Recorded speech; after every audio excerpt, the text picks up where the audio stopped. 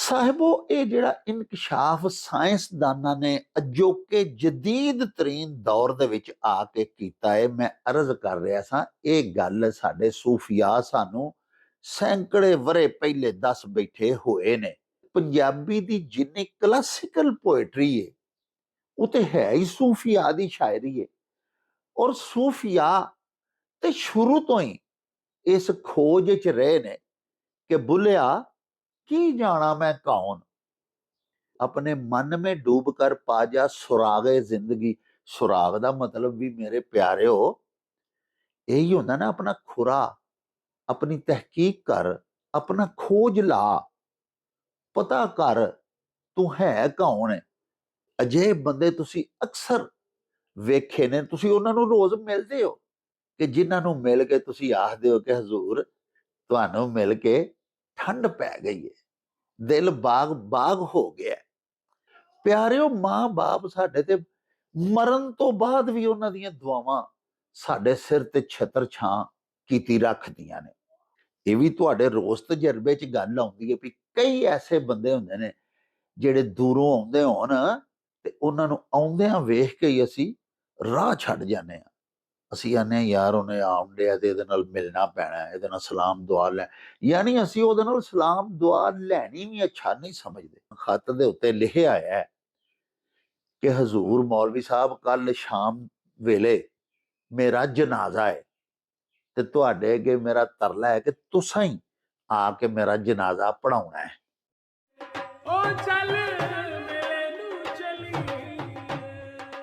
तेरी मां बोली ए भी वाह, कखा वांग ना रोल पंजाबी, पढ़ पंजाबी, लिख पंजाबी, गैरतमंदा बोल पंजाबी। पंजाबी मिठियो, देश पंजाब दे सारे रंग वेखण वास्ते हुणे ही मेला न्यूज़ टीवी सबसक्राइब करो ते फिर वेखो मेला।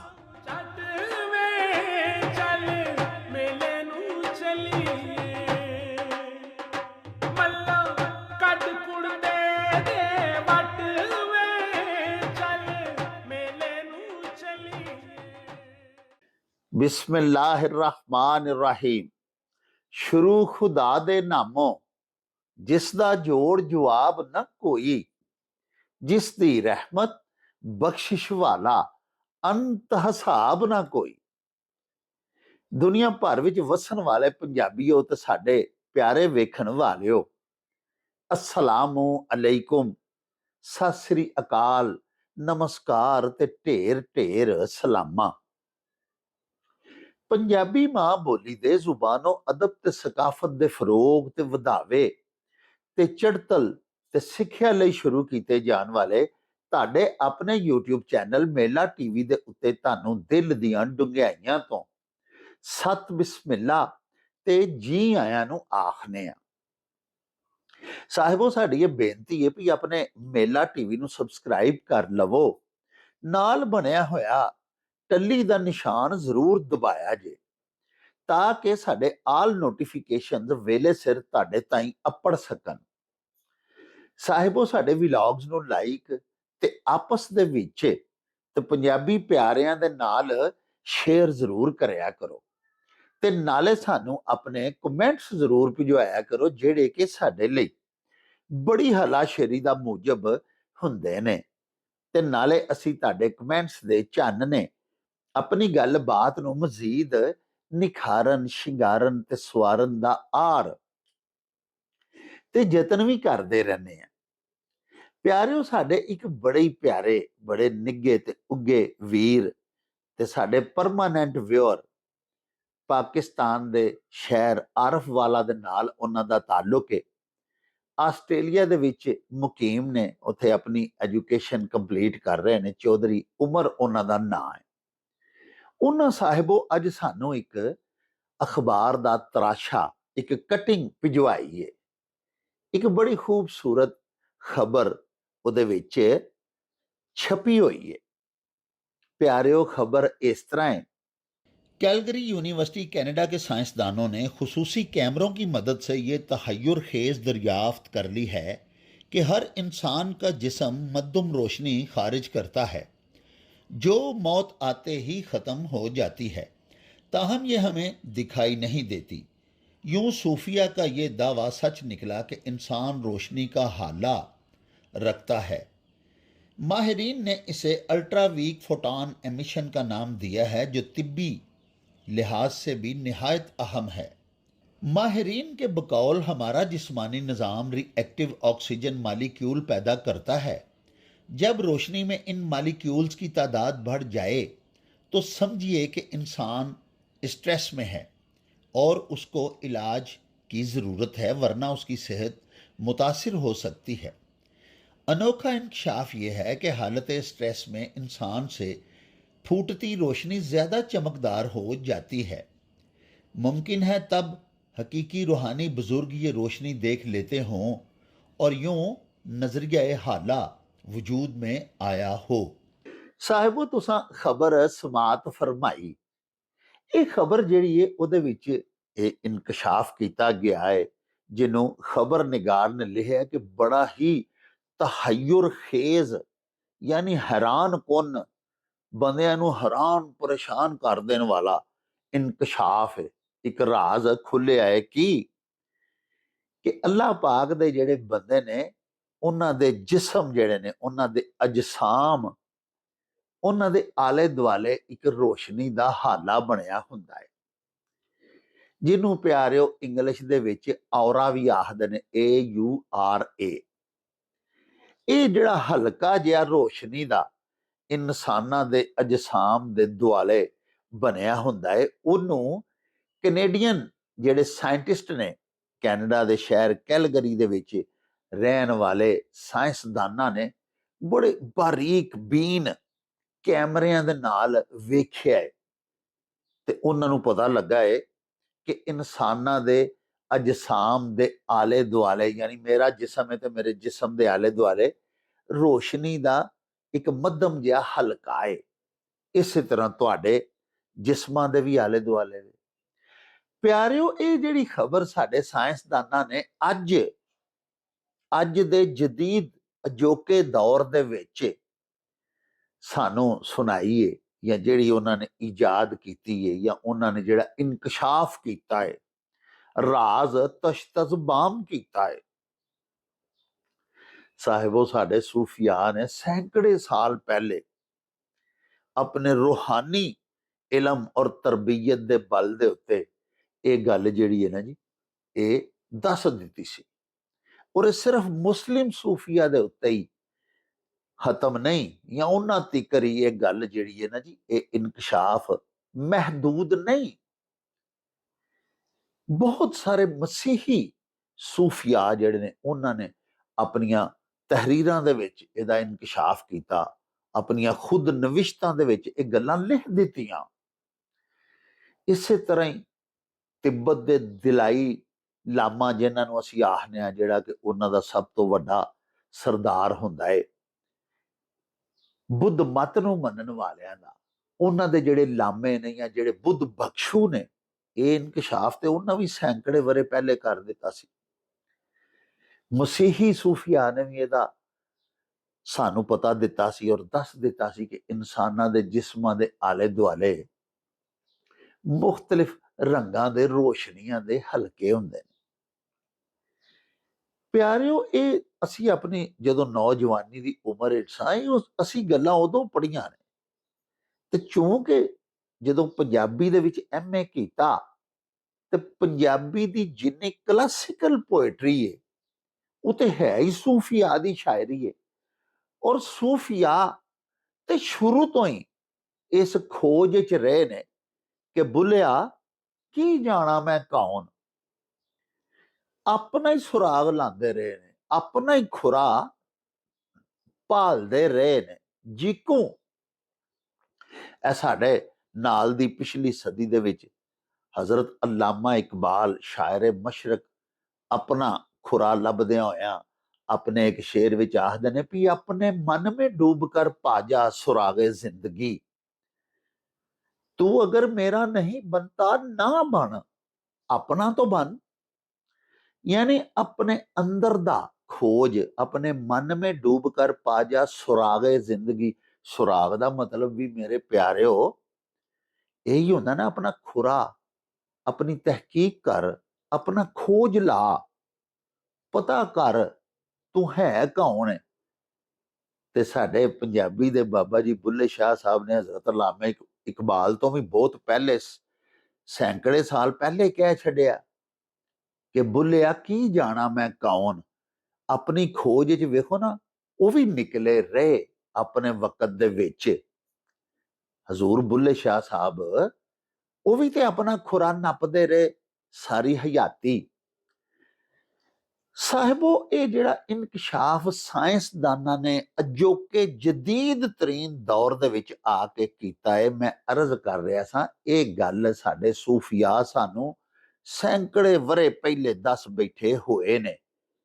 ਮੁਸਲਿਮ ਸੂਫੀਆ, ਮਸੀਹੀ ਸੂਫੀਆ ਤੇ ਹੋਰ ਦੀਗਰ ਮਜ਼ਾਹਬ ਦੇ ਜਿਹੜੇ ਸਾਧੂ ਨੇ, ਸੰਤ ਨੇ, ਨੇਕ ਅੱਲਾ ਪਾਕ ਦੇ ਬੰਦੇ ਨੇ, ਉਹਨਾਂ ਦਾ ਆਖਣਾ ਹੈ ਭਈ ਇਨਸਾਨ ਜਿਹੜੇ ਨੇ ਅੱਲਾ ਪਾਕ ਦੇ ਬੰਦੇ, ਉਹਨਾਂ ਦੇ ਆਮਾਲ ਔਰ ਉਹਨਾਂ ਦੇ ਕਿਰਦਾਰ ਦੇ ਮੁਤਾਬਕ ਉਹਨਾਂ ਦੇ ਜਿਸਮਾਂ ਦੇ ਆਲੇ ਦੁਆਲੇ ਰੋਸ਼ਨੀਆਂ ਦੇ ਇੱਕ ਹਲਕਾ ਜਿਹੜਾ ਨਾ ਉਹ ਬਣ ਜਾਂਦਾ ਹੈ, ਹਲਕਾ ਬੰਦੀ ਹੋ ਜਾਂਦੀ ਹੈ ਰੋਸ਼ਨੀਆਂ ਦੀ, ਹਾਲਾ ਬਣ ਜਾਂਦਾ ਹੈ।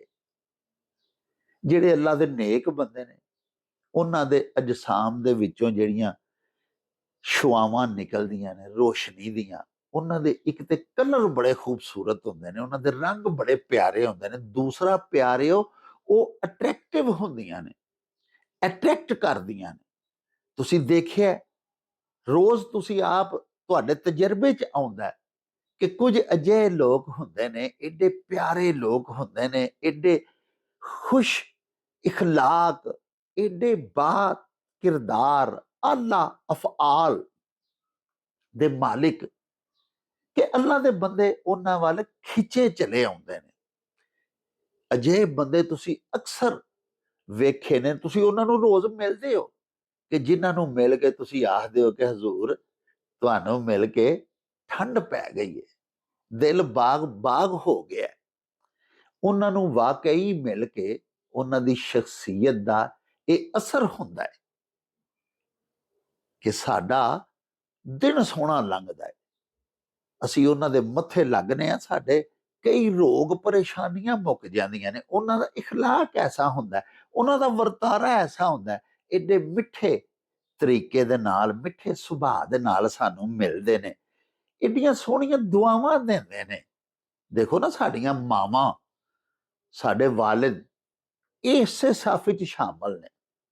ਜਿੰਨਾ ਮਰਜ਼ੀ ਕੋਈ ਦੁਖੀ ਹੋਵੇ, ਮੈਨੂੰ ਆਪਣੀ ਜ਼ਾਤ ਦਾ ਤਜਰਬਾ ਹੈ, ਮੈਂ ਕਦੀ ਬੜਾ ਪਰੇਸ਼ਾਨ ਹੋਣਾ ਤੇ ਪਿਆਰਿਓ ਮੈਂ ਆਪਣੇ ਵਾਲਦ ਸਾਹਿਬ ਕੋਲ ਚਲੇ ਜਾਣਾ, ਉਹਨਾਂ ਦੇ ਨਾਲ ਬੈਠ ਕੇ ਗੱਲਾਂ ਬਾਤਾਂ ਕਰਨੀਆਂ, ਆਪਣਾ ਦੁੱਖ ਉਹਨਾਂ ਨੂੰ ਕਦੀ ਨਾ ਦੱਸਣਾ, ਕਿਉਂਕਿ ਹੁੰਦਾ ਸੀ ਕਿ ਵਾਲਦ ਸਾਹਿਬ ਨੇ ਤੇ ਇਹ ਵੀ ਦੁਖੀ ਹੋ ਜਾਣਗੇ।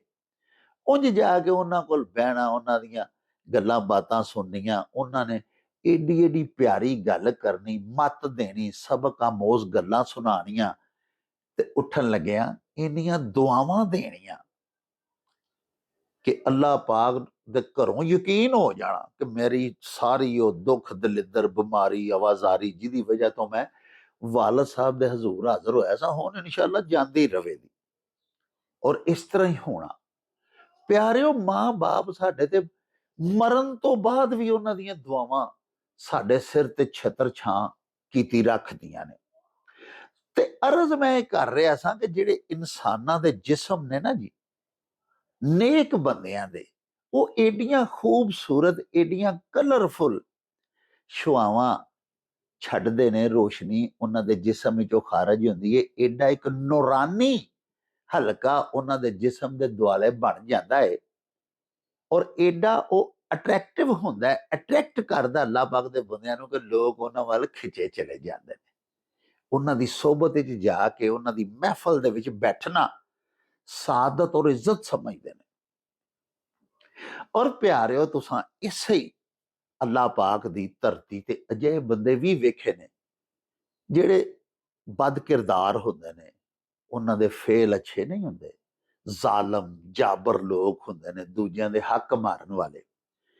ਉਹਨਾਂ ਦੇ ਜਿਸਮ ਦੇ ਆਲੇ ਦੁਆਲੇ ਵੀ ਨਫ਼ਰਤ ਦਾ ਇੱਕ ਹਲਕਾ ਬੱਝਾ ਹੁੰਦਾ ਹੈ, ਇਨਵਿਜ਼ੀਬਲ ਹੁੰਦਾ ਨਾ ਜੀ, ਸਾਨੂੰ ਨਜ਼ਰ ਨਹੀਂ ਆਉਂਦਾ, ਨਾ ਨੇਕ ਪਾਕ ਬੰਦਿਆਂ ਦਾ ਨਾ ਬੁਰਿਆਂ ਬੰਦਿਆਂ ਦਾ। ਨੇਕ ਪਾਕ ਬੰਦਿਆਂ ਨੂੰ, ਜਿਨ੍ਹਾਂ ਨੇ ਰੂਹਾਨੀ ਤੌਰ ਤੇ ਕਸ਼ਟੀ ਬੜੀ ਕੱਟੀ ਹੁੰਦੀ ਹੈ, ਰਿਆਸਤਾਂ ਕੀਤੀਆਂ ਹੁੰਦੀਆਂ ਨੇ, ਸਾਹਿਬ ਨੂੰ ਮਨਾਇਆ ਹੁੰਦਾ ਹੈ, ਉਹਨਾਂ ਨੂੰ ਨਜ਼ਰ ਆਉਂਦਾ ਹੈ। ਤਾਂ ਹੀ ਤੇ ਸੂਫੀਆ ਨੇ ਸੈਂਕੜੋਂ ਸਾਲ ਪਹਿਲੇ ਦੱਸ ਦਿੱਤਾ ਸੀ ਨਾ ਕਿ ਇਨਸਾਨਾਂ ਦੇ ਜਿਸਮ ਸ਼ੁਆਵਾਂ ਛੱਡਦੇ ਨੇ ਔਰ ਉਹਨਾਂ ਦੇ ਅਜਸਾਮ ਦੇ ਦੁਆਲੇ ਹਲਕੇ ਹੁੰਦੇ ਨੇ, ਹਾਲੇ ਬਣੇ ਹੁੰਦੇ ਨੇ, ਜਿਹੜੇ ਹੁਣ ਸਾਇੰਸਦਾਨਾਂ ਦਰਿਆਫਤ ਕੀਤੇ ਨੇ। ਸੋ ਪਿਆਰਿਓ, ਮੈਂ ਅਰਜ਼ ਕਰ ਰਿਹਾ ਸੀ ਕਿ ਬਦ ਕਿਰਦਾਰ ਲੋਕ ਜਿਹੜੇ ਹੁੰਦੇ ਨੇ, ਪਾਪੀ ਗੁਨਾਹਗਾਰ, ਅੱਲਾਹ ਪਾਕ ਉਹਨਾਂ ਨੂੰ ਵੀ ਰਾਹੇ ਹਦਾਇਤ ਦੇ ਉੱਤੇ ਚਲਾਏ। ਉਹਨਾਂ ਦੇ ਜਿਸਮਾਂ ਦੇ ਵਿੱਚੋਂ ਜਿਹੜੀਆਂ ਸ਼ੁਆਵਾਂ ਨਿਕਲਦੀਆਂ ਨੇ, ਰੇਡੀਏਸ਼ਨਸ, ਪਿਆਰਿਓ ਉਹ ਰਿਪੈਲ ਕਰਦੀਆਂ ਨੇ, ਯਾਨੀ ਅੱਲਾ ਦੇ ਬੰਦਿਆਂ ਨੂੰ ਪਰਾਂ ਧਕੇਲਦੀਆਂ ਨੇ। ਉਹਨਾਂ ਦੇ ਜਿਸਮ ਦੇ ਵਿੱਚੋਂ ਅਜਿਹੀਆਂ ਸ਼ੁਆਵਾਂ ਨਿਕਲਦੀਆਂ ਨੇ, ਅਜਿਹੀ ਰੋਸ਼ਨੀ ਦਾ ਇਖਰਾਜ ਹੁੰਦਾ ਹੈ ਜਿਹੜੀ ਨਫ਼ਰਤ ਅੰਗੇਜ਼ ਹੁੰਦੀ ਹੈ। ਲੋਕ ਉਹਨਾਂ ਤੋਂ ਨਫ਼ਰਤ ਕਰਦੇ ਨੇ। ਇਹ ਵੀ ਤੁਹਾਡੇ ਰੋਜ਼ ਤਜਰਬੇ 'ਚ ਗੱਲ ਆਉਂਦੀ ਹੈ ਵੀ ਕਈ ਐਸੇ ਬੰਦੇ ਹੁੰਦੇ ਨੇ ਜਿਹੜੇ ਦੂਰੋਂ ਆਉਂਦੇ ਹੋਣ ਤੇ ਉਹਨਾਂ ਨੂੰ ਆਉਂਦਿਆਂ ਵੇਖ ਕੇ ਹੀ ਅਸੀਂ ਰਾਹ ਛੱਡ ਜਾਂਦੇ ਹਾਂ। ਅਸੀਂ ਆਨੇ ਹਾਂ ਯਾਰ ਉਹਨੇ ਆਉਣ ਡਿਆ ਤੇ ਇਹਦੇ ਨਾਲ ਮਿਲਣਾ ਪੈਣਾ, ਇਹਦੇ ਨਾਲ ਸਲਾਮ ਦੁਆ ਲੈ, ਯਾਨੀ ਅਸੀਂ ਉਹਦੇ ਨਾਲ ਸਲਾਮ ਦੁਆ ਲੈਣੀ ਵੀ ਅੱਛਾ ਨਹੀਂ ਸਮਝਦੇ, ਅਸੀਂ ਉਹ ਰਾਹ ਹੀ ਛੱਡ ਜਾਂਦੇ ਹਾਂ। ਉਹ ਪੱਜ ਪਾ ਕੇ ਕਿਸੇ ਹੋਰ ਗਲੀ 'ਚ ਮੁੜ ਜਾਂਦੇ ਹਾਂ। ਉਹਨਾਂ ਨੂੰ ਫੇਸ ਨਹੀਂ ਅਸੀਂ ਕਰਦੇ, ਉਹ ਵੀ ਅੱਲਾਹ ਪਾਕ ਦੇ ਬੰਦੇ ਨੇ। ਸੋ ਅੱਲਾਹ ਪਾਕ ਦੇ ਜਿਹੜੇ ਸੂਫੀਆ ਨੇ, ਸਾਹਿਬ ਉਹਨਾਂ ਬਹੁਤ ਪਹਿਲੇ ਕਹਿ ਦਿੱਤਾ ਸੀ ਕਿ ਇਨਸਾਨ ਉਹ ਨਹੀਂ ਜਿਹੜਾ ਨਜ਼ਰ ਆਉਂਦਾ, ਇਨਸਾਨ ਤੇ ਉਹ ਏ ਜਿਹੜਾ ਇਸ ਖਾਕੀ ਜਿਸਮ ਦੇ ਅੰਦਰ ਵਸਦਾ। ਸੂਫੀਆ ਦਾ ਆਖਣਾ ਹੈ ਕਿ ਇਨਸਾਨ ਦਾ ਅਸਲ ਵਜੂਦ ਉਹਦਾ ਰੂਹਾਨੀ ਵਜੂਦ ਹੈ, ਜਿਹੜਾ ਕਿ ਗੈਰ ਫਾਨੀ ਹੈ, ਲਾ ਫਾਨੀ ਹੈ, ਉਹਨੂੰ ਫਨਾ ਨਹੀਂ। ਔਰ ਇਹ ਜਿਹੜਾ ਖਾਕੀ ਜਿਸਮ ਹੈ, ਜਿਹੜਾ ਸਾਹਮਣੇ ਨਜ਼ਰ ਆਉਂਦਾ, ਜਿਹੜਾ ਜ਼ਾਹਿਰੀ ਸਾਡਾ ਜਿਸਮ ਹੈ, ਇਹ ਉਸ ਸਾਡੇ ਰੂਹਾਨੀ ਜਿਸਮ ਦੀ ਆਰਜ਼ੀ ਕਿਆਮ ਗਾਹ। ਉਹਨੇ ਦੁਨੀਆ ਦੇ ਵਿੱਚ ਆ ਕੇ ਤੇ ਇਸ ਮਿੱਟੀ ਦੇ ਬੁੱਤ ਦੇ ਵਿੱਚ ਆਰਜ਼ੀ ਕਿਆਮ ਕੀਤਾ ਹੋਇਆ ਹੈ। ਜਿਵੇਂ ਅਸੀਂ ਮੋਟਰਵੇ ਦੇ ਉੱਤੇ ਲੰਘ ਜਾਂਦੇ ਹਾਂ ਤੇ ਕਿਸੇ ਜਗ੍ਹਾ ਤੇ ਲਿਖਿਆ ਹੁੰਦਾ ਹੈ ਕਿਆਮ ਤੁਆਮ, ਯਾਨੀ ਇੱਥੇ ਤੁਸੀਂ ਕਿਆਮ ਕਰ ਸਕਦੇ ਹੋ, ਰੋਟੀ ਪਾਣੀ ਖਾ ਸਕਦੇ ਹੋ। ਸਾਹਿਬੋ, ਸਾਡਾ ਇਹ ਜਿਹੜਾ ਜਿਸਮ ਹੈ ਨਾ ਜੀ, ਇਹ ਇੱਕ ਕਿਆਮ ਗਾਹ ਹੈ। ਇੱਥੇ ਰੂਹ ਨੇ ਆ ਕੇ ਕਿਆਮ ਕੀਤਾ ਹੋਇਆ। ਇਹ ਜਿਸਮ ਹੀ ਤੁਆਮ ਸ਼ੁਆਮ ਵੀ ਖਾਂਦਾ ਪੀਂਦਾ ਵੀ ਇਹ ਹੀ ਹੈ। ਅਸਲ ਜਿਹੜਾ ਰੂਹ ਦਾ ਮੁਕਾਮ ਹੈ ਨਾ ਜੀ, ਉਹ ਇਹ ਨਹੀਂ, ਇਹ ਉਹਦਾ ਆਰਜ਼ੀ ਠਿਕਾਣਾ ਹੈ। ਜਦੋਂ ਇਨਸਾਨ ਨੂੰ ਮੌਤ ਆਉਣੀ ਹੈ, ਉਹ ਵੀ ਸਾਡੇ ਸੂਫੀਆਏ ਕਿਰਾਮ ਨੇ ਲਿਖਿਆ ਕਿ ਉਹਦੇ ਜਿਸਮ ਦੇ ਦੁਆਲੇ ਜਿਹੜਾ ਹਾਲਾ ਹੁੰਦਾ ਨਾ, ਜਿਹੜਾ ਹਲਕਾ ਹੁੰਦਾ, ਉਹ ਨੀਲਗੂੰ ਹੋ ਜਾਂਦਾ ਔਰ ਫਿਰ ਸਿਆਹੀ ਮਾਇਲ ਹੋ ਜਾਂਦਾ। ਯਾਨੀ ਸੂਫੀਆ ਦੇਖੋ ਤੁਸੀਂ ਕਿ ਉਹਨਾਂ ਨੇ ਉਦੋਂ ਦੱਸ ਦਿੱਤਾ ਸੀ ਕਿ ਮਰਨ ਦੇ ਨੇੜੇ ਇਨਸਾਨ ਦੇ ਜਿਸਮ ਦੇ ਆਲੇ ਦੁਆਲੇ ਜਿਹੜਾ ਔਰਾ ਹੈ, ਉਹਦਾ ਕੀ ਰੰਗ ਹੁੰਦਾ ਹੈ। ਨੇਕ ਜਿਹੜੇ ਅੱਲਾ ਦੇ ਬੰਦੇ ਨੇ, ਉਹਨਾਂ ਦੇ ਜਿਸਮਾਂ ਦੇ ਆਲੇ ਦੁਆਲੇ ਜਿਹੜਾ ਹਲਕਾ ਹੁੰਦਾ ਹੈ ਨੂਰਾਨੀ, ਉਹਦੇ ਕੀ ਰੰਗ ਹੁੰਦੇ ਨੇ, ਕੀ ਸ਼ੇਡਸ ਹੁੰਦੇ ਨੇ। ਇਸੇ ਤਰ੍ਹਾਂ ਬਦਕਾਰ ਲੋਕਾਂ ਦੇ ਕੀ ਹੁੰਦੇ ਨੇ। ਇਹ ਜਿਹੜੇ ਸਾਡੇ ਸੂਫੀਆਏ ਕਿਰਾਮ ਕਿਸੇ ਬਾਰੇ ਕੋਈ ਗੱਲ ਕਰ ਲੈਂਦੇ ਸਨ ਨਾ ਪਿਆਰੇ, ਉਹ ਰੂਹਾਨੀ ਤੌਰ ਤੇ ਉੱਤੇ ਇੰਨੇ ਤਾਕਤਵਰ ਹੁੰਦੇ ਸਨ। ਜਿਹੜੇ ਸਾਡੇ ਕੁਝ ਉਲਾਮਾਏ ਕਿਰਾਮ ਫਰਮਾਉਂਦੇ ਨੇ ਨਾ ਜੀ ਕਿ ਗੈਬ ਦਾ ਇਲਮ ਕਿਸੇ ਨੂੰ ਨਹੀਂ ਸਵਾਏ ਅੱਲਾਹ ਪਾਕ ਦੇ, ਇਹ ਗੱਲ ਬਿਲਕੁਲ ਬਜਾ ਹੈ। ਅਸੀਂ ਵੀ ਅਸਤਗਫੁਰੁल्लाह ਇਹ ਨਹੀਂ ਆਖਦੇ ਕਿ ਅੱਲਾਹ ਪਾਕ ਦੇ ਬੰਦੇ ਜਿਹੜੇ ਨੇ ਉਹ ਗੈਬ ਦੇ ਉਲੂਮ ਸਾਡੇ ਤੁਹਾਡੇ ਵਰਗੇ ਜਾਣਦੇ ਨੇ, ਲੇਕਿਨ ਔਲੀਆ ਤੇ ਸੂਫੀਆ ਤੇ ਅੱਲਾਹ ਪਾਕ ਦੇ ਨੇਕ ਬੰਦੇ, ਅੱਲਾਹ ਪਾਕ ਦੇ ਪੈਗੰਬਰ, ਇਹ ਬਾਕਾਇਦਾ ਅੱਲਾ ਦੇ ਹੁਕਮ ਦੇ ਨਾਲ ਗੈਬ ਦੀਆਂ ਗੱਲਾਂ ਦੱਸਦੇ ਨੇ, ਪਹਿਲੇ ਦੱਸ ਦਿੰਦੇ ਨੇ। ਪਿਆਰਿਓ, ਸਾਡੇ ਸ਼ਹਿਰ ਗੁਜਰਾਂਵਾਲਾ ਦੇ ਇੱਕ ਅੱਲਾਹ ਪਾਕ ਦੇ ਵਲੀ ਹੋ ਗੁਜ਼ਰੇ ਨੇ। ਮੈਂ ਤੁਹਾਨੂੰ ਉਹਨਾਂ ਦਾ ਵਾਕਿਆ ਸੁਣਾਨਾ। ਹਾਲੀ ਵੀ ਸਾਡੇ ਉਹ ਵੀਰ, ਸਾਡੇ ਉਹ ਭਾਜੀ ਹਾਲੀ ਵੀ ਜਿਉਂਦੇ ਨੇ। ਸਾਡੇ ਸ਼ਹਿਰ ਦੀ ਇੱਕ ਬੜੀ ਮੁਅੱਜ਼ਜ਼ ਸ਼ਖਸੀਅਤ ਨੇ। ਉਹਨਾਂ ਨੇ ਸਾਨੂੰ ਇਹ ਵਾਕਿਆ ਸੁਣਾਇਆ, ਕਿਸੇ ਕਿਤਾਬ ਵਿੱਚੋਂ ਸਾਨੂੰ ਨਹੀਂ ਪੜਿਆ। ਪਿਆਰਿਓ, ਜਿਸ ਬੰਦੇ ਨੇ ਇਹ ਵਾਕਿਆ ਸੁਣਾਇਆ ਉਹ ਕਹਿੰਦਾ ਮੈਂ ਐਨੀ ਸ਼ਾਹਿਦ ਹਾਂ, ਮੈਂ ਆਪਣੀ ਅੱਖੀਂ ਇਹ ਵਾਕਿਆ ਆਪਣੇ ਸਾਹਮਣੇ ਹੁੰਦਾ ਵੇਖੇ, ਔਰ ਉਹ ਹਾਲੀ ਮਾਸ਼ਾਅੱਲਾ ਜ਼ਿੰਦਾ ਨੇ। ਅੱਲਾਹ ਪਾਕ ਉਹਨਾਂ ਨੂੰ ਸਿਹਤ ਦੇ, ਤਵੀਲ ਜ਼ਿੰਦਗੀ ਸਿਹਤ ਵਾਲੀ ਦੇਵੇ। ਉਹ ਫਰਮਾਉਂਦੇ ਨੇ ਕਿ ਸਾਡੇ ਸ਼ਹਿਰ ਗੁਜਰਾਂਵਾਲਾ ਦੇ ਵਿੱਚ ਨਾ ਜੀ ਇੱਕ ਅੱਲਾਹ ਦੇ ਫਕੀਰ ਹੋ ਗੁਜ਼ਰੇ ਨੇ, ਬਹੁਤ ਨੋ ਉਮਰੀ ਦੇ ਵਕਤ ਮੈਂ ਵੀ ਉਹਨਾਂ ਨੂੰ ਵੇਖਿਆ ਆਪਣੇ ਬਾਲਪੁਣੇ ਦੇ ਵਿੱਚ। ਉਹਨਾਂ ਦਾ ਨਾਂ ਸੀ ਬਾਬਾ ਜੀ ਇਸਮਾਇਲ ਸ਼ਾਹ। ਗੋਂਦਲਾਂ ਵਾਲਾ ਚੌਕ ਹੈ ਸਾਡੇ ਸ਼ਹਿਰ ਗੁਜਰਾਂਵਾਲਾ ਦਾ, ਉੱਥੇ ਉਹ ਜ਼ਮੀਨ ਤੇ ਬੈਠੇ ਰਹਿੰਦੇ ਹੁੰਦੇ ਸਨ। ਕਿਸੇ ਨਾਲ ਗੱਲਬਾਤ ਨਹੀਂ ਸਨ ਕਰਦੇ, ਸਿਗਰਟ ਨੋਸ਼ੀ ਕਰਦੇ ਰਹਿੰਦੇ ਹੁੰਦੇ ਸਨ, ਬੀੜੀ ਪੀਂਦੇ ਸਨ, ਬੀੜੀਆਂ ਹੁੰਦੀਆਂ ਨੇ, ਤੇ ਲੋਕੀ ਆ ਕੇ ਆਲੇ ਦੁਆਲੇ ਬਹਿ ਰਹਿੰਦੇ ਸਨ। ਉਹਨਾਂ ਦਾ ਦਿਲ ਕਰਦਾ ਸੀ ਤੇ ਕਿਸੇ ਨੂੰ ਉਹ ਹੱਥ ਫੇਰ ਛੱਡਦੇ ਸਨ, ਕਿਸੇ ਨੂੰ ਹਲਕੀ ਜੀ ਸੋਟੀ ਮਾਰ ਛੱਡਦੇ ਸਨ, ਗੱਲ ਨਹੀਂ ਸਨ ਕਿਸੇ ਨਾਲ ਕਰਦੇ, ਆਪਣੀ ਮਰਜ਼ੀ ਨਾਲ ਬੋਲਦੇ ਸਨ, ਖਾਮੋਸ਼ ਤਬਾਹ।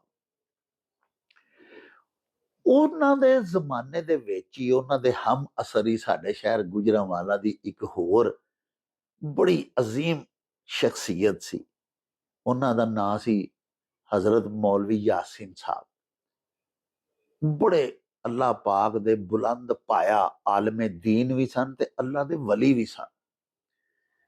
ਪਿਆਰਿਓ, ਉਦੋਂ ਜਿਹੜੇ ਨੇਤਰਹੀਣ ਬੱਚੇ ਹੁੰਦੇ ਸਨ, ਨਾਬੀਨਾ ਬੱਚੇ, ਅੱਖਾਂ ਤੋਂ ਅੰਨੇ, ਪੰਜਾਬੀ 'ਚ ਅਸੀਂ ਅੰਨੇ ਆਖਦੇ ਹਾਂ, ਉਹਨਾਂ ਦੇ ਮਾਈ ਬਾਪ ਉਹਨਾਂ ਨੂੰ ਮੌਲਵੀ ਯਾਸੀਨ ਸਾਹਿਬ ਕੋਲ ਛੱਡ ਜਾਂਦੇ ਹੁੰਦੇ ਸਨ।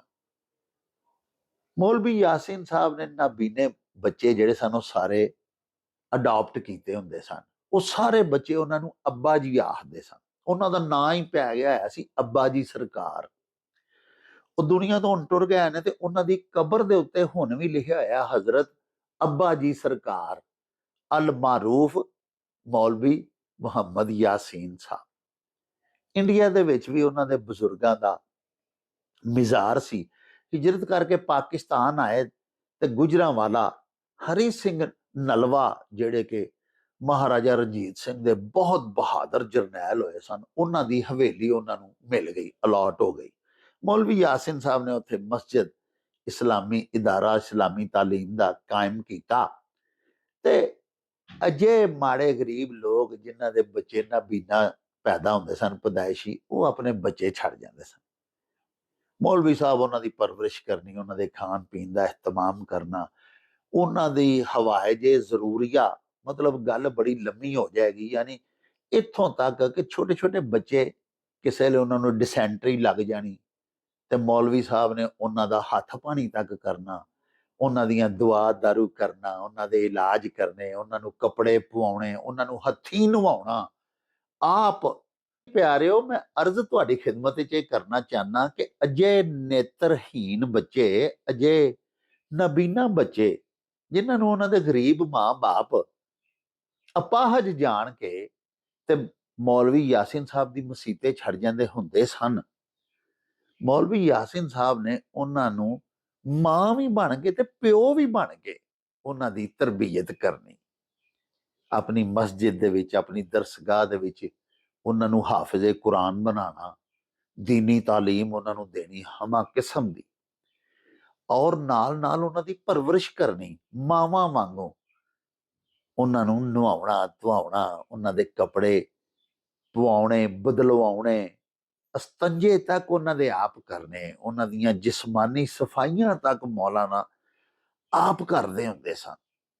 ਗੁਜਰਾਂਵਾਲਾ ਦਾ ਪਹਿਲਾ ਰਿਫਾਹੀ ਇਦਾਰਾ ਉਹਨਾਂ ਦਾ ਇਦਾਰਾ ਸੀ। ਯਾਨੀ ਕਿ ਦਰਸਗਾਹ ਤੇ ਹੈ ਸੀ, ਇਸਲਾਮੀ ਤਾਲੀਮ ਵੀ ਉੱਥੇ ਦਿੱਤੀ ਜਾਂਦੀ ਸੀ, ਇਬਾਦਤ ਗਾਹ ਵੀ ਸੀ, ਔਰ ਇੱਕ ਰਿਫਾਹੀ ਇਦਾਰਾ ਵੀ ਸੀ। ਸਾਡੇ ਸਮਝ ਲਓ ਕਿ ਸ਼ਹਿਰ ਗੁਜਰਾਂਵਾਲਾ ਦੇ ਜਿਸ ਵੇਲੇ ਹੱਲੇ ਹੋਏ, ਪਾਕਿਸਤਾਨ ਹਿੰਦੁਸਤਾਨ ਵੰਡਿਆ ਗਿਆ, ਉਦੋਂ ਸਾਡੇ ਸ਼ਹਿਰ ਗੁਜਰਾਂਵਾਲਾ ਦੇ ਵਿੱਚ ਸਭ ਤੋਂ ਪਹਿਲੇ ਸ਼ਹਿਰ ਦੇ ਅਬਦੁਲ ਸਤਾਰ ਈਦੀ ਤੇ ਆਲਮੇ ਦੀਨ ਬੜੀ ਉੱਚ ਪੱਧਰ ਦੇ ਮੌਲਵੀ ਯਾਸੀਨ ਸਾਹਿਬ ਸਨ। ਸਿਰਫ ਵਾਇਜ਼ੇ ਖੁਸ਼ ਬਿਆਨ ਹੀ ਨਹੀਂ ਸਨ, ਬਾ ਅਮਲ ਆਲਮ ਵੀ ਸਨ, ਅੱਲਾ ਦੇ ਵਲੀ ਸਨ। ਪਿਆਰਿਓ, ਸਾਡੇ ਵੀਰ ਜਿਨ੍ਹਾਂ ਨੇ ਸਾਨੂੰ ਉਹਨਾਂ ਦੀ ਗੱਲ ਸੁਣਾਈ ਉਹ ਦੱਸਦੇ ਨੇ ਵੀ ਮੈਂ ਇੱਕ ਦਿਨ ਮੌਲਵੀ ਯਾਸੀਨ ਸਾਹਿਬ ਦੀ ਮਸਜਿਦ ਦੇ ਵਿੱਚ ਉਹਨਾਂ ਦੇ ਕੋਲ ਬੈਠਾ ਸਾਂ, ਜ਼ੋਰ ਦੀ ਨਮਾਜ਼ ਪੜ੍ਹ ਕੇ, ਤੇ ਉਹਨਾਂ ਦੀ ਖਿਦਮਤ ਵਿੱਚ ਬੈਠਾ ਸਾਂ, ਨਿਆਜ਼ ਹਾਸਲ ਕਰ ਰਹੇ ਸਾਂ, ਮੌਲਵੀ ਸਾਹਿਬ ਦਾ ਦਰਸ਼ਨ ਕਰ ਰਹੇ ਸਾਂ, ਉਹਨਾਂ ਦੀਆਂ ਗੱਲਾਂ ਸੁਣ ਰਹੇ ਸਾਂ, ਤੇ ਦੋ ਬੜੇ ਅਜ਼ੀਮੁਲ ਜੁੱਸਾ, ਤਵਾਨਾ, ਬੁਲੰਦ ਕਾਮਤ ਦੋ ਅਫਰਾਦ ਆਏ, ਦੋ ਨੌਜਵਾਨ ਸੋਹਣੇ ਮਜ਼ਬੂਤ ਤਵਾਨਾ ਜਿਸਮ ਦੇ, ਤੇ ਉਹਨਾਂ ਆ ਕੇ ਮੌਲਵੀ ਯਾਸੀਨ ਸਾਹਿਬ ਨੂੰ ਇੱਕ ਕਾਗਜ਼ ਜਿਹੜਾ ਕਿ ਫੋਲਡ ਹੋਇਆ ਸੀ, ਇੱਕ ਕਾਗਜ਼ ਫੜਾਇਆ। ਉਹਨਾਂ ਆਖਿਆ ਹਜ਼ੂਰ ਇਹ ਇੱਕ ਰੁਕਾ ਆਇਆ ਤੁਹਾਡੇ ਨਾਵੇਂ। ਮੌਲਵੀ ਯਾਸੀਨ ਸਾਹਿਬ ਨੇ ਉਹਨੂੰ ਖੋਲ ਕੇ ਪੜ੍ਹਿਆ, ਪੜ੍ਹ ਕੇ ਤੇ ਬੜੇ ਹੈਰਾਨ ਹੋ ਕੇ ਉਹ ਦੋਵੇਂ ਬੰਦੇ ਜਿਹੜੇ ਆਏ ਸਨ ਉਹਨਾਂ ਵੱਲ ਉਹਨਾਂ ਨੇ ਵੇਖਿਆ, ਤੇ ਵੇਖ ਕੇ ਬਹਰਹਾਲ ਉਹ ਰੁਕਾ ਜਿਹੜਾ ਸੀ ਉਹਨੂੰ ਤੈਅ ਕਰਕੇ ਤੇ ਆਪਣੀ ਜੇਬ ਵਿੱਚ ਪਾ ਲਿਆ। ਉਹ ਦੋਵੇਂ ਨੌਜਵਾਨ ਇਜਾਜ਼ਤ ਲੈ ਕੇ ਚਲੇ ਗਏ, ਜਿਹੜੇ ਕਿ ਕਿਸੇ ਦਾ ਰੁਕਾ ਲੈ ਕੇ ਸੁਨੇਹਾ ਲੈ ਕੇ ਆਏ ਸਨ। ਉਹ ਸਾਡੇ ਭਾਈ ਫਰਮਾਉਂਦੇ ਨੇ, ਮਾਸ਼ਾਅੱਲਾ ਹਾਲੀ ਵੀ ਜਿਉਂਦੇ ਨੇ, ਉਹ ਆਖਦੇ ਨੇ ਕਿ ਮੈਂ ਬਾਅਦ ਵਿੱਚ ਮੌਲਵੀ ਸਾਹਿਬ ਨੂੰ ਪੁੱਛਿਆ ਕਿ ਹਜ਼ੂਰ ਖੈਰ ਹੈ, ਤੇ ਮੌਲਵੀ ਸਾਹਿਬ ਆਖਿਆ ਯਾਰ ਇਹ ਬੰਦੇ ਆਏ ਸਨ ਦੋ, ਤੇ ਇੱਕ ਰੁਕਾ ਲੈ ਕੇ ਮੇਰੇ ਨਾਮ ਆਏ ਨੇ, ਇੱਕ ਖਤ ਲੈ ਕੇ ਆਏ ਨੇ, ਤੇ ਮੈਂ ਹੈਰਾਨ ਹੋ ਗਿਆ। ਖਤ ਦੇ ਉੱਤੇ ਲਿਖਿਆ ਹੈ ਕਿ ਹਜ਼ੂਰ ਮੌਲਵੀ ਸਾਹਿਬ ਕੱਲ ਸ਼ਾਮ ਵੇਲੇ ਮੇਰਾ ਜਨਾਜ਼ਾ ਹੈ, ਤੇ ਤੁਹਾਡੇ ਅੱਗੇ ਮੇਰਾ ਤਰਲਾ ਹੈ ਕਿ ਤੁਸੀਂ ਹੀ ਆ ਕੇ ਮੇਰਾ ਜਨਾਜ਼ਾ ਪੜਾਉਣਾ ਹੈ। ਤੇ ਖਤ ਆਇਆ ਮੈਨੂੰ ਬਾਬਾ ਜੀ ਇਸਮਾਈਲ ਸ਼ਾਹ ਬੁਖਾਰੀ ਵੱਲੋਂ, ਜਿਨ੍ਹਾਂ ਦਾ ਮੈਂ ਤੁਹਾਡੇ ਹਜ਼ੂਰ ਜ਼ਿਕਰ ਕੀਤਾ ਕਿ ਗੁਜਰਾਂ ਵਾਲੇ ਗੋਂਦਲਾਂ ਵਾਲੇ ਚੌਕ ਦੇ ਵਿੱਚ ਹੁਣ ਵੀ ਉਹਨਾਂ ਦਾ ਦਰਬਾਰ ਹੈ, ਤੇ ਉੱਥੇ ਮਜ਼ਾਰ ਜਿੱਥੇ ਉਹਨਾਂ ਦਾ ਬਣਿਆ ਉੱਥੇ ਹੀ ਉਹ ਬੈਠੇ ਰਹਿੰਦੇ ਹੁੰਦੇ ਹਨ, ਜ਼ਮੀਨ ਤੇ ਬੋਰੀਆ ਨਸ਼ੀਨ ਸਨ। ਅੱਲਾਹ ਪਾਕ ਦੇ ਬੜੇ ਨੇਕ ਬੰਦੇ ਸਨ, ਦੀਨ ਦੁਨੀਆ ਨਾਲ ਕੋਈ ਤਾਲੁਕ ਨਹੀਂ ਸਨ ਰੱਖਦੇ, ਤੇ ਆਰਾਮ ਨਾਲ ਆਪਣੀ ਉਹ ਜਿਹੜੀ ਗੋਦੜੀ ਜੀ ਓੜ ਕੇ ਤੇ ਉੱਥੇ ਇੱਕੋ ਥਾਂ ਤੇ ਬੈਠੇ ਰਹਿੰਦੇ ਹੁੰਦੇ ਸਨ। ਉਹਨਾਂ ਵੱਲੋਂ ਖਤ ਪਿਆਰਿਓ ਆਇਆ ਤੇ ਮੌਸੂਲ ਹੋਇਆ ਮੌਲਵੀ ਯਾਸੀਨ ਸਾਹਿਬ। ਮੌਲਵੀ ਯਾਸੀਨ ਸਾਹਿਬ ਨੂੰ ਜਿਸਲੇ ਉਹ ਖਤ ਮਿਲਿਆ, ਉਹਨਾਂ ਨੇ ਆਪਣੇ ਉਸ ਦੋਸਤ ਨੂੰ ਗੱਲ ਸੁਣਾਈ ਜਿਹਨੇ ਅੱਗੋਂ ਸਾਨੂੰ ਸੁਣਾਈ ਏ। ਉਹ ਆਖਦੇ ਨੇ ਮੈਂ ਨਾ ਹੁਣ ਅਗਲੇ ਦਿਨ ਸੁਬਾਹ ਦੁਪਹਿਰ ਉੱਥੋਂ ਲੰਘਦਿਆਂ ਮੈਂ ਵੇਖਿਆ ਤੇ ਉਸ ਬਾਬਾ ਜੀ ਉੱਥੇ ਹੀ ਬੈਠੇ ਨੇ, ਸਾਈਂ ਹੋਰੀ ਸੈयद ਇਸਮਾਈਲ ਸ਼ਾਹ ਸਾਹਿਬ ਜ਼ਿੰਦਾ ਨੇ, ਬੈਠੇ ਨੇ, ਬੀੜੀ ਪੀ ਰਹੇ ਨੇ, ਸਿਗਰਟ ਮੈਂ ਤੁਹਾਨੂੰ ਦੱਸਿਆ ਬੜੇ ਪੀਂਦੇ ਸਨ। ਉਹ ਆਖਦੇ ਨੇ ਇੱਕਦਮ ਨਾ ਦੁਪਹਿਰ ਵੇਲੇ ਪੂਰੇ ਸ਼ਹਿਰ 'ਚ ਰੌਲਾ ਪੈ ਗਿਆ, ਯਾਨੀ ਅਗਲੇ ਦਿਨ ਦੁਪਹਿਰ ਵੇਲੇ ਤੱਕ ਉਹ ਆਖਦੇ ਨੇ ਵੀ ਮੈਂ ਜੋ ਰੁਕਾ ਸੁਣਿਆ ਸੀ ਵੀ ਕੱਲ ਮੈਂ ਫੌਤ ਹੋ ਜਾਣਾ ਤੇ ਮੇਰਾ ਤੁਸੀਂ ਆ ਕੇ ਮੌਲਵੀ ਸਾਹਿਬ ਜਨਾਜ਼ਾ ਪੜ੍ਹਾਉਣਾ ਹੈ। ਉਹ ਆਖਦੇ ਨੇ ਮੈਂ ਨਾ ਸਵੇਰ ਤੋਂ ਲੈ ਕੇ ਨਾ ਤੇ ਦੁਪਹਿਰ ਕੋ ਤੱਕ ਨਾ ਕੋ 5-6 ਵਾਰੀ ਉੱਥੋਂ ਲੰਘਿਆ, ਤੇ ਮੈਂ ਵੇਖਿਆ ਕਿ ਮੌਲਵੀ ਸਾਹਿਬ ਉੱਥੇ ਬਾਬਾ ਜੀ ਇਸਮਾਈਲ ਸ਼ਾਹ ਦੇ ਜ਼ਮੀਨ ਤੇ ਬੈਠੇ ਨੇ, ਆਲੇ ਦੁਆਲੇ ਇਰਾਦਤਮੰਦ ਬੈਠੇ ਨੇ, ਬੀੜੀ ਪੀ ਰਹੇ। ਆਖਦੇ ਨੇ ਇੱਕਦਮ ਨਾ ਦੁਪਹਿਰ ਕੋ ਵੇਲੇ ਸ਼ਹਿਰ 'ਚ ਰੌਲਾ ਪੈ ਗਿਆ ਕਿ ਬਾਬਾ ਜੀ ਵਫਾਤ ਪਾ ਗਏ ਨੇ, ਉਹਨਾਂ ਦਾ ਇੰਤਕਾਲ ਹੋ ਗਿਆ, ਵਿਸਾਲ ਹੋ ਗਿਆ, ਮਸੀਤਾਂ 'ਚ ਐਲਾਨ ਹੋਣ ਲੱਗ ਪਏ। ਇਹ ਖੈਰ ਸ਼ਾਮ ਨੂੰ ਮਗਰਬ ਕੋ ਵੇਲੇ ਜਨਾਬ ਉਹਨਾਂ ਦੇ ਜਨਾਜ਼ੇ ਦਾ ਵਕਤ ਰੱਖਿਆ ਗਿਆ ਕਿ ਨਮਾਜ਼ੇ ਜਨਾਜ਼ਾ ਪੜ੍ਹਾਈ ਜਾਏਗੀ ਸਟੇਡੀਅਮ ਦੇ ਵਿੱਚ। ਪਿਆਰਿਓ ਉਹ ਸਾਡੇ ਦੋਸਤ ਜਿਹੜੇ ਰਾਵੀ ਨੇ, ਜਿਨ੍ਹਾਂ ਦੇ ਸਾਹਮਣੇ ਸਾਰਾ ਵਾਕਿਆ ਹੋਇਆ, ਉਹ ਆਖਦੇ ਨੇ ਕਿ ਸ਼ਾਮ ਨੂੰ ਗੁਜਰਾਂਵਾਲਾ ਸਾਰਾ ਹੀ ਉੱਥੇ ਇਕੱਠਾ ਹੋ ਗਿਆ ਜਿੱਥੇ ਕਿ ਜਨਾਜ਼ਾ ਪੜ੍ਹਾਇਆ ਜਾਣਾ ਸੀ ਬਾਬਾ ਜੀ ਇਸਮਾਈਲ ਸ਼ਾਹ ਬੁਖਾਰੀ ਦਾ। ਅੱਲਾਹ ਪਾਕ ਦੇ ਵਲੀ ਸਾਨੂੰ, ਸ਼ਹਿਰ ਉਹਨਾਂ ਦਾ ਮੁਤਕਦ ਸੀ ਸਾਰਾ, ਸਾਰੇ ਲੋਕ ਉੱਥੇ ਇਕੱਠੇ ਹੋ ਗਏ ਸਟੇਡੀਅਮ ਵਿੱਚ, ਉਹਨੂੰ ਰੌਲਾ ਪੈ ਗਿਆ। ਪਿਆਰਿਓ ਉਹ ਕਹਿੰਦੇ ਨੇ ਕਿ ਉਸ ਵੇਲੇ ਨਾ ਜੀ ਦੋ ਸਾਡੇ ਸ਼ਹਿਰ ਗੁਜਰਾਂਵਾਲਾ ਦੇ ਬਹੁਤ ਵੱਡੇ ਅਹਿਲੇ ਸੁਨਨਤ ਦੇ ਉਲਾਮਾਏ ਕਿਰਾਮ ਜਿਹੜੇ ਨੇ ਉਹ ਵੀ ਸਟੇਡੀਅਮ ਦੇ ਵਿੱਚ ਮੌਜੂਦ ਸਨ।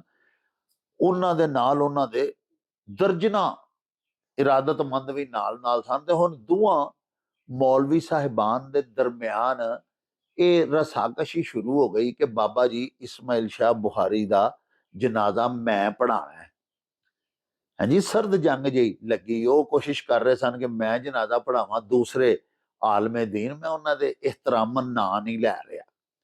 ਬਹਰਲ ਦੋਵੇਂ ਸਾਡੇ ਸ਼ਹਿਰ ਗੁਜਰਾਂਵਾਲਾ ਦੇ ਬੜੇ ਅਜਲ ਉਲਾਮਾ ਸਨ, ਬੜੇ ਖੁਸ਼ ਬਿਆਨ ਮੁਕਰਰੀਨ ਸਨ। ਉਹ ਦੋਵੇਂ ਹੁਣ ਜਿਹੜੇ ਨੇ ਨਾ ਜੀ ਆਪਣੇ ਤਾਈਂ ਤਗੋ ਦਾਓ ਕਰ ਰਹੇ ਸਨ ਕਿ ਜਨਾਜ਼ਾ ਮੈਂ ਪੜਾਵਾਂ। ਜਦੋਂ ਕਿ ਮਰਹੂਮ ਮਰਨ ਵਾਲੇ ਬਾਬਾ ਜੀ ਇਸਮਾਇਲ ਸ਼ਾਹ ਬੁਖਾਰੀ ਸਾਹਿਬ ਨੇ ਤਰਲਾ ਕੀਤਾ ਹੋਇਆ ਸੀ, ਰੁਕਾ ਭੇਜਿਆ ਹੋਇਆ ਸੀ ਮੌਲਵੀ ਯਾਸੀਨ ਸਾਹਿਬ ਨੂੰ ਕਿ ਤੁਸਾਂ ਆ ਕੇ ਮੇਰਾ ਜਨਾਜ਼ਾ ਪੜਾਣਾ। ਆਖਦੇ ਨੇ ਕਿ ਐਨ ਜਨਾਜ਼ੇ ਦੇ ਟਾਈਮ ਹੁਣ ਉਹ ਦੋ ਵੱਡੇ ਉਲਾਮਾ ਤੇ ਆਪਸ ਦੇ ਵਿੱਚ ਤਗੋਦਾਓ ਕਰ ਰਹੇ ਸਨ ਤੇ ਮੌਲਵੀ ਯਾਸੀਨ ਸਾਹਿਬ ਅੱਲਾਹ ਪਾਕ ਦੇ ਨੇਕ ਬੰਦੇ ਤੇ ਵਲੀ ਅੱਲਾਹ ਤੇ ਖਾਮੋਸ਼ ਤਬਾ, ਉਹ ਜਿਹੜੀਆਂ ਸਫਾ ਬਣਾਈਆਂ ਗਈਆਂ ਸਨ ਨਾ ਨਮਾਜ਼ੇ ਜਨਾਜ਼ਾ ਦੀ ਅਦਾਇਗੀ ਦੇ ਵਾਸਤੇ, ਉਹ ਤੀਸਰੀ ਸਫ ਦੇ ਵਿੱਚ ਖਾਮੋਸ਼ ਖੜੇ ਨੇ, ਬਿਲਕੁਲ ਚੁੱਪ ਕਰਕੇ। ਉਹਨਾਂ ਆਪ ਅੱਗੇ ਜਾ ਕੇ ਕਿਹਾ ਹੀ ਨਹੀਂ ਕਿ ਯਾਰ ਮੈਨੂੰ ਤੇ ਬਾਬਾ ਜੀ ਨੇ ਕੱਲ ਲੈ ਕੇ ਰੁਕਾ ਭੇਜਿਆ ਸੀ ਕਿ ਮੇਰਾ ਜਨਾਜ਼ਾ ਪੜਾਣਾ। ਅੱਲਾਹ ਪਾਕ ਦੇ ਵਲੀ ਜਿਹੜੇ ਹੁੰਦੇ ਨੇ ਪਿਆਰੇ, ਉਹਨਾਂ ਨੂੰ ਨਮੋਦੋ ਨਮਾਇਸ਼ ਦੀ ਜ਼ਰੂਰਤ ਨਹੀਂ ਹੁੰਦੀ। ਅਚਨਚੇਤ ਉਹ ਸਾਡੇ ਦੋਸਤ ਜਿਹੜੇ ਨੇ ਉਹ ਆਖਦੇ ਨੇ ਮੈਂ ਵੀ ਮੌਲਵੀ ਯਾਸੀਨ ਸਾਹਿਬ ਦੇ ਨਾਲ ਜਨਾਜ਼ਾ ਪੜਨ ਵਾਸਤੇ ਗਿਆ ਤੇ ਮੈਂ ਉਹਨਾਂ ਨੂੰ ਆਖਿਆ ਕਿ ਹਜ਼ੂਰ ਬਾਬਾ ਜੀ ਮਰਹੂਮ ਮਗਫੂਰ ਨੇ ਤੇ ਤਰਲਾ ਤੁਹਾਡਾ ਕੀਤਾ ਸੀ ਕਿ ਤੁਸੀਂ ਜਨਾਜ਼ਾ ਪੜਾਓ ਤੇ ਤੁਸੀਂ ਤੀਸਰੀ ਸਾਫ ਵਿੱਚ ਖਲੋ ਰਹੇ ਹੋ ਤੇ ਉੱਥੇ ਉਹ ਦੋ ਮੌਲਵੀ ਸਾਹਿਬਾਨ ਵੱਡੇ ਜਿਹੜੇ ਸਾਡੇ ਸ਼ਹਿਰ ਦੇ ਉਲਾਮਾ ਨੇ ਉਹ ਆਪਸ ਵਿੱਚ ਤਗੋਦਾਓ ਕਰ ਰਹੇ ਨੇ ਤੇ ਹਾਲਾਂਕਿ ਰਿਕਵੈਸਟ ਤੇ ਬਾਬਾ ਜੀ ਮਰਹੂਮ ਮਗਫੂਰ ਨੇ ਤੁਹਾਡੇ ਅੱਗੇ ਕੀਤੀ ਸੀ ਤੇ ਤੁਸੀਂ ਅਗਾਂਹ ਹੋਵੋ। ਉਹਨਾਂ ਆਖਿਆ ਯਾਰ ਇਸ ਤਰ੍ਹਾਂ ਅੱਛਾ ਨਹੀਂ ਲੱਗਦਾ, ਵਜ਼ਾਦਾਰੀ। ਉਹ ਖਲੋਤੇ ਰਹੇ ਆਪਣੀ ਜਗ੍ਹਾ ਤੇ। ਉਹ ਕਹਿੰਦੇ ਨੇ ਕਿ ਅਚਨਚੇਤ ਉਹੋ ਹੀ ਬੰਦੇ ਜਿਹੜੇ ਰੁਕਾ ਲੈ ਕੇ ਮੌਲਵੀ ਯਾਸੀਨ ਸਾਹਿਬ ਦੀ ਖਿਦਮਤ ਦੇ ਵਿੱਚ ਇੱਕ ਦਿਨ ਪਹਿਲੇ ਹਾਜ਼ਰ ਹੋਏ ਸਨ, ਬਾਬਾ ਜੀ ਇਸਮਾਇਲ ਸ਼ਾਹ ਦਾ, ਉਹੋ ਹੀ ਦੋਵੇਂ ਬੜੇ ਜਵਾਨ ਲੰਬੇ ਤੜੰਗੇ ਕਦੋਂ ਕਾਮਤ ਵਾਲੇ ਦੋਵੇਂ ਨੌਜਵਾਨ ਤੇ ਨਾਲ ਉਹਨਾਂ ਦੇ ਕੁਝ ਉਹਨਾਂ ਦੇ ਹੋਰ ਸਾਥੀ 10-15 ਉਹ ਆਏ ਤੇ ਪਹਿਲੀ ਸਫ ਦੂਜੀ ਸਫ ਨੂੰ ਅੱਜ ਚੀਰਦੇ ਆਇਆ ਮੌਲਵੀ ਯਾਸੀਨ ਸਾਹਿਬ ਦੀ ਬਾਜ਼ੂ ਫੜਿਆ ਉਹਨਾਂ ਦਾ ਤੇ ਉਹਨਾਂ ਨੂੰ ਅੱਗੇ ਖੜ ਕੇ ਜਾ ਕੇ ਤੇ ਜਾਏ ਨਮਾਜ਼ ਦੇ ਉੱਤੇ ਇਮਾਮਤ ਦੇ ਵਾਸਤੇ ਖੜਾ ਕੀਤਾ ਤੇ ਮਾਇਕ ਫੜ ਕੇ ਐਲਾਨ ਕੀਤਾ ਕਿ ਸਫਾ ਦਰੁਸਤ ਕਰ ਲਓ ਜੀ ਤੇ ਨਮਾਜ਼ੇ ਜਨਾਜ਼ਾ ਦੀ ਅਦਾਇਗੀ ਹੋਣ ਲੱਗੀ ਹੈ। ਤੇ ਫਿਰ ਪਿਆਰਿਓ ਜਨਾਜ਼ਾ ਮੌਲਵੀ ਯਾਸੀਨ ਸਾਹਿਬ ਨੇ ਪੜਾਇਆ।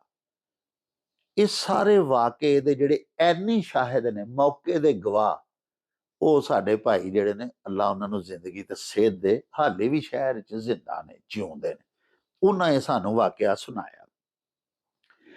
ਗੱਲ ਹੋ ਰਹੀ ਸੀ ਕਿ ਸੂਫੀਆਏ ਕਿਰਾਮ ਨੂੰ ਸਾਡੇ ਜਿਸਮਾਂ ਦੇ ਆਲੇ ਦੁਆਲੇ ਜਿਹੜੀ ਹਾਲੇ ਬਣੇ ਨੇ, ਜਿਹੜੀ ਹਲਕਾ ਬੰਦੀ ਹੋਈ ਹੁੰਦੀ ਹੈ, ਉਹਨਾਂ ਨੂੰ ਇਹ ਨਜ਼ਰ ਆ ਜਾਂਦੀ ਹੈ। ਆ ਗਈ ਸੀ ਨਜ਼ਰ ਤੇ ਉਹਨਾਂ 200-300 ਸਾਲ ਪਹਿਲੇ ਇਨਕਸ਼ਾਫ ਕੀਤਾ ਨਾ ਜੀ, ਜਦੋਂ ਕਿ ਸਾਇੰਸਦਾਨਾਂ ਨੇ ਅੱਜ ਕੀਤਾ। ਸਾਨੂੰ ਜਿਹੜੀ ਖਬਰ ਅੱਜ ਅਖਬਾਰਾਂ 'ਚ ਛਪੀ ਹੋਈ ਮਿਲੀ ਹੈ, ਤੁਹਾਨੂੰ ਅਸੀਂ ਦਿਖਾਈ ਵੀ ਹੈ, ਉਹਦੀ ਰੂਹ ਨਾਲ ਸਾਇੰਟਿਸਟਾਂ ਨੂੰ ਅੱਜ ਪਤਾ ਲੱਗਾ। ਸੂਫੀਆਂ ਨੂੰ ਇਸ ਗੱਲ ਦਾ ਪਹਿਲੇ ਪਤਾ ਸੀ।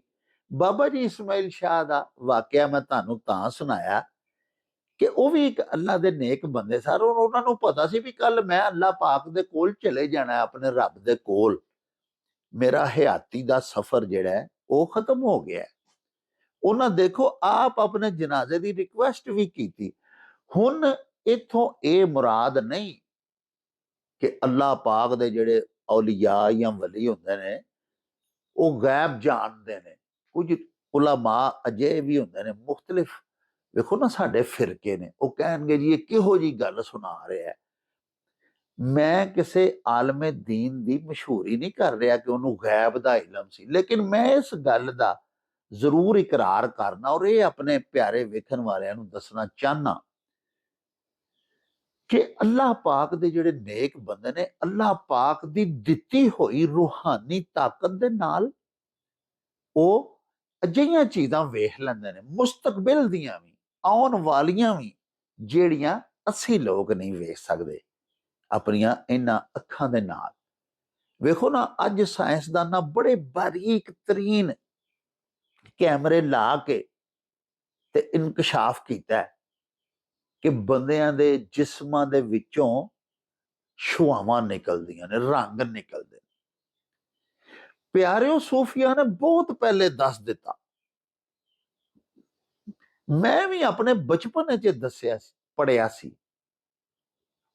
ਕਿ ਹਰ ਬੰਦੇ ਦੇ ਜਿਸਮ ਦੇ ਵਿੱਚੋਂ ਮੁਖਤਲਿਫ ਰੰਗਾਂ ਦੀਆਂ ਛੁਆਵਾਂ ਨਿਕਲਦੀਆਂ ਨੇ ਤੇ ਉਹਦੇ ਜਿਸਮ ਦੇ ਆਲੇ ਦੁਆਲੇ ਇੱਕ ਨੂਰਾਨੀ ਹਲਕਾ ਹੁੰਦਾ ਜੇ ਉਹ ਨੇਕ ਹੋਵੇ, ਔਰ ਜਿਹੜੀਆਂ ਉਹਦੀਆਂ ਛੁਆਵਾਂ ਉਹਦੇ ਜਿਸਮ ਵਿੱਚੋਂ ਨਿਕਲਦੀਆਂ ਨੇ ਉਹ ਲੋਕਾਂ ਨੂੰ ਅਟਰੈਕਟ ਕਰਦੀਆਂ ਨੇ, ਆਪਣੇ ਵੱਲ ਖਿੱਚਦੀਆਂ ਨੇ। ਇਸੇ ਤਰ੍ਹਾਂ ਹੀ ਜਿਹੜਾ ਇੱਕ ਬਦ ਕਿਰਦਾਰ ਆਦਮੀ ਹੈ, ਮਰਦ ਹੈ, ਔਰਤ ਹੈ, ਤੁਸੀਂ ਦੇਖੋ ਨਾ ਸਾਹਿਬੋ, ਇੱਕ ਖਾਤੂਨ ਹੈ, ਉਹਨੇ ਨੀਮ ਬਰਹਨਾ ਕਿਸਮ ਦੇ ਕੱਪੜੇ ਪਾਏ ਹੋਏ ਨੇ, ਉਹਦਾ ਅੱਧੇ ਤੋਂ ਬਹੁਤਾ ਪਿੰਡਾਂ ਵਿੱਚੋਂ ਨੰਗਾ ਹੋ ਰਿਹਾ ਹੈ। ਪਿਆਰਿਓ, ਬਹੁਤ ਹੀ ਖੂਬਸੂਰਤ ਔਰਤ ਹੈ, ਬਹੁਤ ਹੀ ਖੂਬਸੂਰਤ ਤਰੀਕੇ ਦੇ ਨਾਲ ਸੱਜ ਧੱਜ ਕੇ ਆਰਾਇਸ਼ ਕਰਕੇ ਉਹ ਘਰੋਂ ਬਾਹਰ ਨਿਕਲੀ ਹੋਈ ਹੈ। ਹੁਣ ਅਟਰੈਕਟ ਉਹ ਵੀ ਕਰ ਰਹੀ ਹੈ ਲੋਕਾਂ ਨੂੰ, ਲੋਕ ਉਹਦੇ ਵੱਲ ਵੀ ਵੇਖ ਰਹੇ ਨੇ, ਲੇਕਿਨ ਲੋਕਾਂ ਦੇ ਜਜ਼ਬਾਤ ਉਹਨੂੰ ਵੇਖ ਕੇ ਇhtਰਾਮ ਵਾਲੇ, ਤਕੱਦਸ ਵਾਲੇ, ਤਕਰੀਮ ਵਾਲੇ ਨਹੀਂ ਹੋਣਗੇ, ਬਲਕਿ ਜਿਹੜਾ ਉਹਨੂੰ ਬਗੌਰ ਵੇਖੀ ਜਾਏਗਾ ਜਾਂ ਘੜੀ ਘੜੀ ਵੇਖੇਗਾ ਤੇ ਪਿਆਰਿਓ, ਉਹਦੇ ਸਿਫਲੀ ਜਜ਼ਬਾਤ ਜਿਹੜੇ ਨੇ ਨਾ ਉਹ ਹੀ ਭੜਕਣਗੇ ਨਾ। ਇhtਰਾਮ ਦੀ ਨਜ਼ਰ ਨਾਲ ਉਹਨੂੰ ਨਹੀਂ ਵੇਖੇਗਾ, ਉਹ ਉਹਨੂੰ ਹਵਸ ਭਰੀਆਂ ਨਜ਼ਰਾਂ ਨਾਲ ਵੇਖੇਗਾ। ਸੋ ਇਹ ਗੱਲਾਂ ਤੇ ਸਾਡੇ ਸੂਫੀਆ ਨੇ ਬਹੁਤ ਪਹਿਲੇ ਸਾਨੂੰ ਦਸੀਆਂ, ਜਿਹੜੀਆਂ ਅੱਜ ਸਾਡੇ ਜਦੀਦ ਦੌਰ ਦੇ ਸਾਇੰਸਦਾਨ ਜਿਹੜੇ ਨੇ ਉਹਨਾਂ ਨੂੰ ਪਤਾ ਲੱਗੀਆਂ ਨੇ ਤੇ ਉਹ ਉਹਨਾਂ ਗੱਲਾਂ ਦਾ ਇਨਕਸ਼ਾਫ ਕਰ ਰਹੇ ਨੇ। ਸਾਹਿਬੋ, ਇਹਦੇ ਨਾਲ ਹੀ ਲਵਾਂਗੇ ਹੁਣ ਤੁਹਾਡੇ ਤੋਂ ਇਜਾਜ਼ਤ। ਲੈ ਉਹ ਯਾਰ ਹਵਾਲੇ ਰੱਬ ਦੇ ਤੇ ਮੇਲੇ 4 ਦਿਨਾਂ ਦੇ, ਉਸ ਦਿਨ ਈਦ ਮੁਬਾਰਕ ਹੋਸੀ, ਜਿਸ ਦਿਨ ਫੇਰ ਮਿਲਾਂਗੇ, ਰੱਬ ਰਾਖਾ ਤੇ ਅੱਲਾ ਬੇਲੀ। ਓ ਚੱਲ ਮੇਲੇ ਨੂੰ ਚਲੀਏ,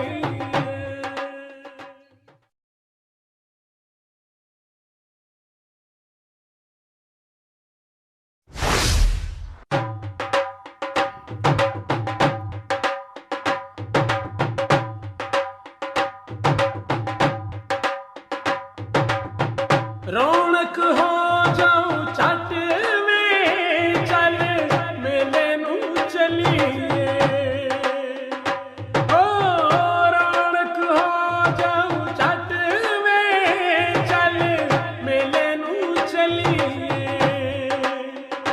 ਮੱਲਾ ਕੱਢ ਕੁੜਦੇ ਦੇ ਵੱਟ ਵੇ, ਚੱਲ ਮੇਲੇ ਨੂੰ ਚਲੀਏ। ਹਾਏ ਚੱਲ